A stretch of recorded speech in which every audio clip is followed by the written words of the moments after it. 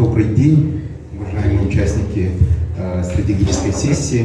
Замечательно, что старейшая детская библиотека находится в таком современном здании, и она все время усовершенствуется, модернизируется. Как раз сейчас она переживает очень интересный период своего развития, уже трансформировалась детскую точку кипения, идет дорога с временем, как всегда, да, кстати, что это очень замечательно. И сейчас вот много нужно подумать, что как раз сотрудничество с новым движением государственным по развитию как раз детского общества, да, кстати, в нашей стране, то, что называется движением первых, я думаю, даст новый виток развития нашей библиотеки детской, да, кстати, поможет очень сильно, потому что когда есть внимание, да, когда есть возможности такие появляются, то, соответственно, значит, и шансов, и вариантов для развития будет еще больше. Два момента я расскажу, значит, про себя, отношение того, что, значит, касается чтения. Да. Чтение очень важно, и особенно в эпоху цифрового развития. Дело в том, что, как мы видим, сейчас многие дети уже с детства используют свои гаджеты электрические, да, в основном это телефоны, где очень быстро там смотрят информацию, да, кстати, и фактически дети живут сейчас в огромном цифровом пространстве, и практически эта цифровая лавина с каждым днем, с каждым часом растет. И, соответственно, значит, настолько много разных источников информации, в которые человек практически, вот взрослый даже думает, да, может утонуть. Ну и, соответственно, значит, все эти биты информации, они очень ограниченные и по времени, и по содержанию, и как раз они становятся еще меньше и меньше. Фактически сейчас происходит такая эволюция мышления человека. Да? Кстати, раньше у нас были очень долгие, длинные часы, дни, когда мы общались с книгой, да, кстати, фактически у нас был такой долгий разговор, да, общение с одним автором, несколько дней, мы погружались очень глубоко, понимали, что вот этот автор пытается, какую концепцию, идею донести до нас. И при этом происходила такая длинная эволюция, потому что изменения, которые происходят вокруг человека, они невероятные сейчас, да, кстати, но мы сами-то и сильно не изменились. Да, у нас те же самые нейроны, нервные клетки, такие же скорости передачи информации внутри нас. Физиологически мы остались такими же, может быть, даже чуть хуже, чуть слабее, возможно, да, в силу многих обстоятельств нашей жизни. Ну и, соответственно, получается, это не говорит о том, что мы стали суперлюдьми, да, кстати, что стали осваивать очень много информации и прочее, просто мы стали по-другому думать. И хорошо ли это, плохо, да, кстати, это еще предстоит нам узнать. Как говорил в свое время Дэн Сяопин, один из лидеров китайской коммунистической партии, значит, значение французской революции еще предстоит узнать, да, кстати, когда его спросили, да, что это такое. И, соответственно, значит, второе, да, это то, что когда я, значит, был маленьким, да, кстати, у нас практически не было электричества. Электричество появилось, и я был свидетелем, как оно появилось. Да, кстати, как Вилюйская ГРЭС была построена, как появилось первое электричество. Люди очень радостные ждали этого момента, даже построили что-то, памятник такой. Да, кстати, первое электричество, когда появилось, это было большое событие. Потом очень долго ждали до, значит, Олимпиады Московской, да, что у нас будет телевизор, да, телевидение. Даже люди не знали, что нужно построить антенны. Все думали, что можно просто купить телевизионный аппарат, поставить и включить, и он будет работать. Оказалось, что нужно еще и антенны, да, кстати. И один человек, который там у нас работал, абсолютно никому, значит, не востребованный, оказался самым нужным человеком, который знал, как делать эти антенны. Потому что он где-то в Ленинграде, сейчас называется Санкт-Петербург, учился, и его обучение, да, кстати, оказалось востребованным после 15 лет, как он закончил свое образование. И, значит, после того, как мы увидели первый телевизор, он был очень простой, черно-белый, все соседи собирались, но у нас было что, да, кстати, это то, что мы были окружены нашими спутниками жизни, это книгой. Да, так сказать, книга была всегда с нами, очень много книг. У нас вот дома, вот у меня мой кузен сидит, да, так сказать, Сергей Валентинович, у него, например, 10 тысяч книг. Да, так сказать. У нас то же самое. Да, так сказать. В каждой семье, среди многих наших родственников, было много очень книг, и люди любили это.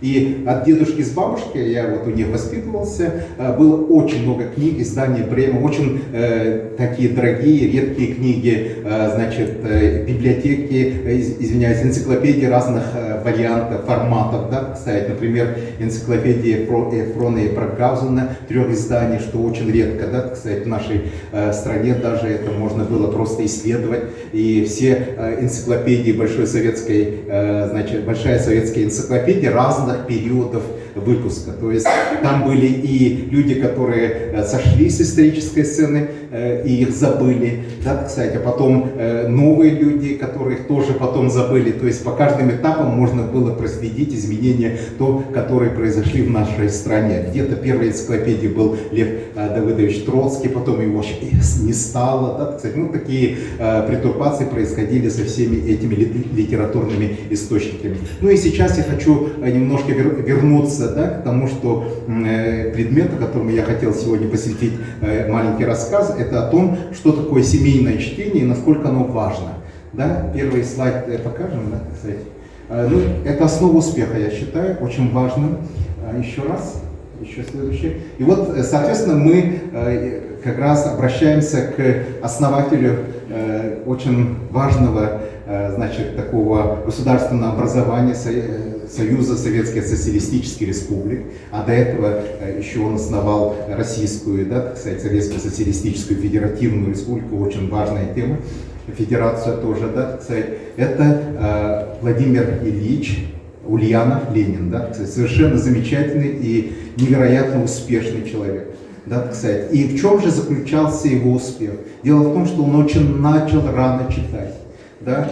И как это происходило? Да? Дело в том, что чтение это стало образом их существования в очень раннем возрасте. Да? Это стало формой их времяпровождения, потому что семья собиралась вместе и читали. Оба родителя были невероятно образованными людьми, и особенно мать, да, так сказать, Мария Бланк, она очень любила и работала с детьми, да, так сказать, она читала вслух, они смотрели то, что читает их мать, и, соответственно, очень быстро научились читать.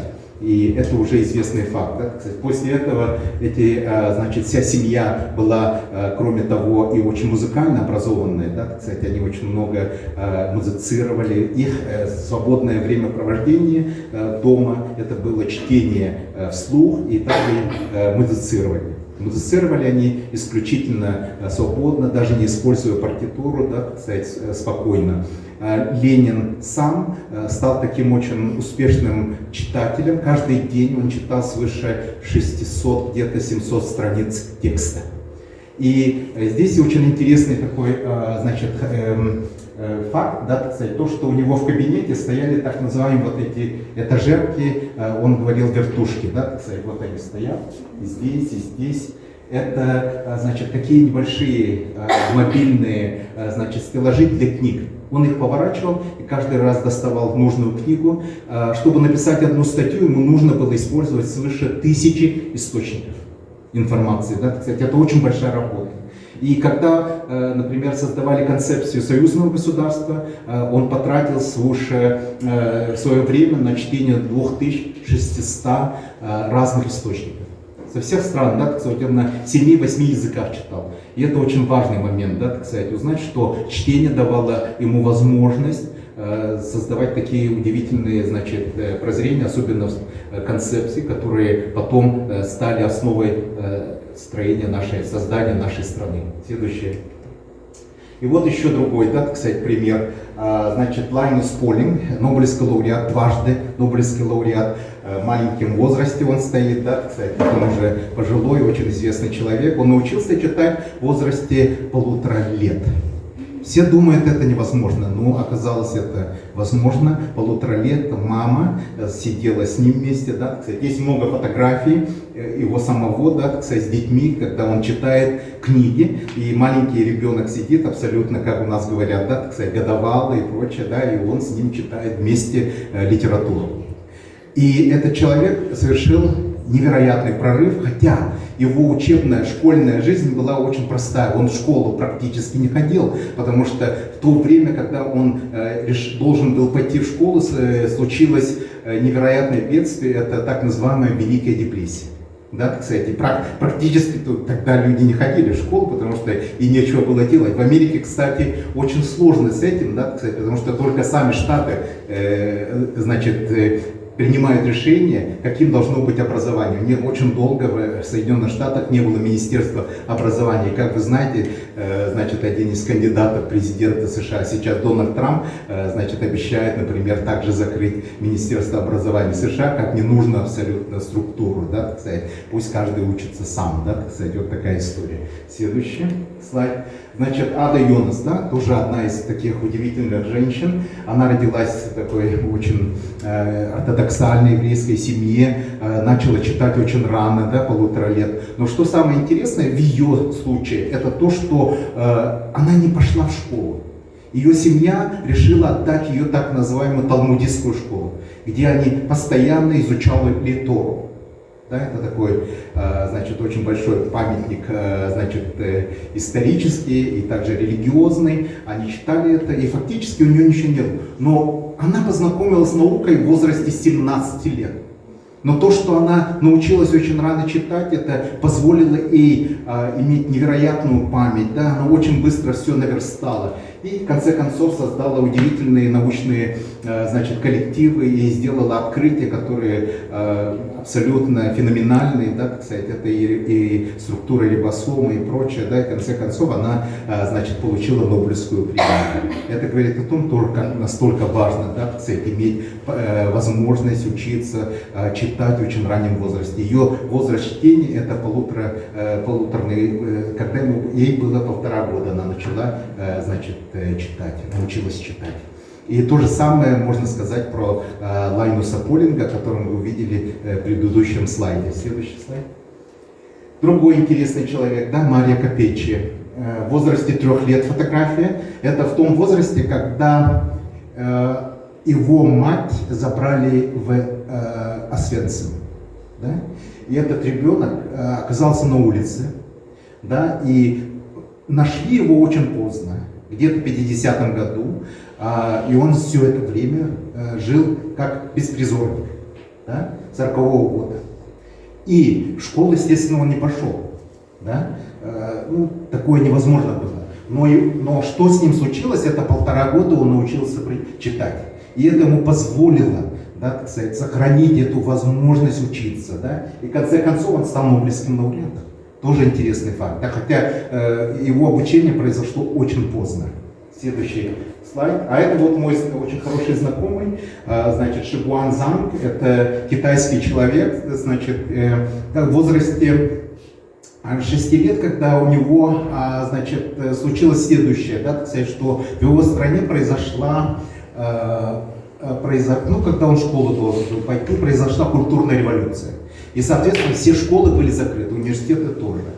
И больше 10 лет никто не учился в этой стране, в Китае. Да? Но этот человек, когда ему было 1,5 года, он научился читать. Да? И это невероятно ему помогло. И после того у него длинная история. В конце концов он стал профессором MIT. Да, кстати, он пошел в школу, когда ему было уже 18 лет. Фактически, да, университет очень поздно. В Штатах он учился в Соединенных и стал знаменитым исследователем, открыл очень много интересного, стал мультимиллиардером, да, так сказать, в настоящее время. Очень известный человек, да, так сказать. И это тоже говорит о том, что насколько важно было чтение, потому что всех остальных моментов его жизни не было, да, так сказать, ни школы, ничего. Но единственное, что этих людей отличало, то, что они начали читать в очень раннем возрасте. И сейчас есть интересные исследования, да, которые говорят о том, что практически все нобелевские лауреаты научились рано читать. И средний возраст, да, когда они научились читать, это 1,5 года. Да. И у нас, да, мы работаем с одаренными детьми, в нашей республике, да, так сказать, и очень многие одаренные детки, с которыми мы работаем, которые делают удивительные сейчас, значит, прорывы, да, так сказать, и в своих там направлениях, да, так сказать, поступили в лучшие университеты нашей страны и мира. Многие из них тоже научились читать в очень раннем возрасте, да. 1,5 года тоже есть такие у нас ребята, да, которые смогли это все преодолеть, да, так сказать. Но как это случилось, да? Мне один мальчик рассказывает, да. Дело в том, что вот он сидел, это он помнит, да, так сказать, на коленях у матери, да, так сказать, и она держала перед ним учебник алгебры. И она просто водила рукой и читала. И он просто это запоминал. Потому что дети, да, так сказать, вот я сам помню, я тоже это помню, потому что дедушка, я тоже с дедушкой, да, сидел у него на коленях, и он просто водил рукой, да, и читал. Громко, медленно, спокойно. Но тексты там были другие, это про, значит, историю Древнего Рима, и это было на латинском языке, он это читал. Мне это не было понятно, но... Да, так сказать, важен факт, что он читал, и я все это запоминал. И сейчас очень интересно, да, это все всплывает очень спокойно. И удивительно, да, как можно тексты читать и прочее, да, что это все буквально всплывает, да, так сказать. Еще он читал вещи на греческом языке, да, на древнегреческом написанные, да, так сказать, у него были книги, и он просто их читал. Я не знаю, он шутил или нет, но факт тот, что я это запомнил настолько на всю жизнь, да, так сказать, как это все было. И фактически получается, человек может 500 слов, да, запомнить. Дело в том, что синтез, да, так сказать, букв и прочее происходит, вот это умение соединять буквы в очень позднем периоде, да, развития человека, это в 7-8 лет. Но человек может запомнить целые слова, как они написаны, да, как один, да, так сказать, вот просто как рисунок. И это важный фактор, да, так сказать, как люди учатся быстро читать. Дети видят слово, да, ассоциируют его со звуком, и это становится основой чтения. Так быстро они учатся читать. А когда мы в школе приходим в 1 класс, обычно как бывает, да, так сказать, Б, там, да, так сказать, объединяем, там, это такая сложная ситуация для детей. На самом-то деле, оказывается, человек, он рожден для того, чтобы все это воспринимать очень быстро, да, так сказать, как одно целое. То есть вот этот письменный источник, который у нас есть, мы можем это использовать. И чем мы раньше это даем, таким образом мы можем это сделать до того, как они познакомятся с сотовыми телефонами, до того, как они познакомятся с разными гаджетами, да, так сказать. И мы можем сделать наших детей приверженцами такого образа, да, времяпровождения, как чтение. И что очень важно, потому что мы даем инструмент, который, оказывается, влияет на всю их жизнь в будущем. Да? Вот человек 3 года, да, так сказать, лишился всего, жил на улице, да, так сказать, но это ему позволило, что было у него 1,5 года, он читал, научился читать, и это основа стала его успеха. То же самое, да, мы видим очень многих примеров, да, так сказать, как это происходит. Поэтому раннее чтение, особенно с родителями, да, так сказать, оно дает феноменальные и фактически, надо сказать, удивительные результаты. И очень хочется, да, такую вот идею, значит, преподнести, да, так сказать, и чтобы мы смогли это донести до родителей, да, так сказать, это было бы замечательно. Неважно, какой текст, да, так сказать, вот этот мальчик, который по алгебре, да, алгебру читал, учебник, он сказал, следующий текст, книга, да, это была про Колобка. И он говорит, Колобок это невероятно сложная и очень философская история, да, так сказать. И он меня целый час рассказывал, что это означает, да, так сказать. Я так, оказывается, и не знал об этом, да, так сказать. А Колобок, оказывается, очень глубокая история, потому что, когда ему было 1,5-летнем возрасте, он это с матерью, мамой прочитал, и это запомнилось ему на всю жизнь. Вот такая история. Спасибо.